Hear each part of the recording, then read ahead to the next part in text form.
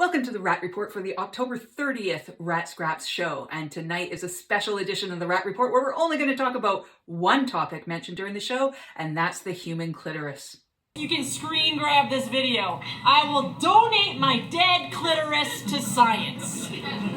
Love you, Mom. She watches every week. Dead clitorises. How did we get here? Good question. Before the show, the audience offered a fun fact about the human clitoris, and specifically the number of nerve endings it has.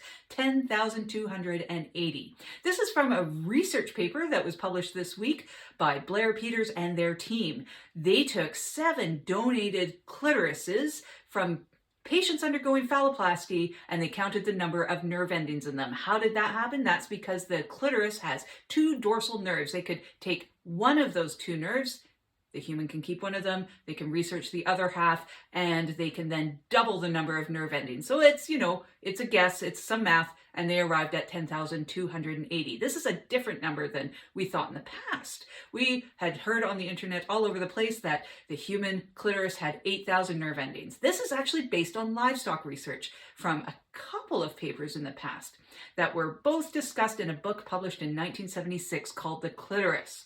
Now, this book in chapter 4, starting on page number 35, talks about these 2 studies. You can get this book online in archive.org. It's actually uploaded from photos from a book that was checked out of the University of British Columbia, a local shout out.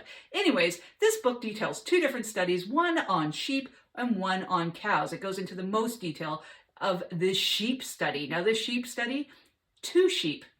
Only 2 sheep. They counted the nerve endings in those 2 sheep and came to roughly 8,000. They compared this to the bovine study and said that it was similar, and that's how they arrived at their conclusion. So Connor asked how many cows.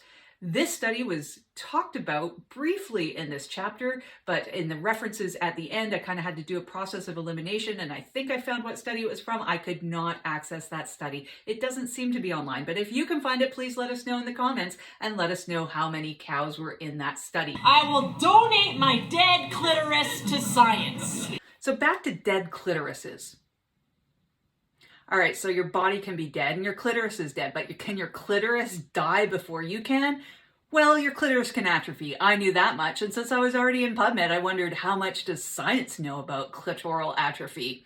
The answer is not fucking much, and that is not a surprise in light that we're just learning how many nerve endings are in one. So I went through PubMed, and there's actually only one dedicated study that I could find that studied 3 women and treating them. And that was all I could find that was actually dedicated to that topic. Shocking? Not really, but there are mentions of clitoral atrophy in several other publications, but not many overall. So we're kind of left with what's on the internet about that topic. And of course, they say things like use it or lose it. And you know what? In the absence of science, that's all I need to know. So on that note, go get the VOD. You can take any note you kind of want out of that. Just go get it. You can use it or lose it or do both. I don't know.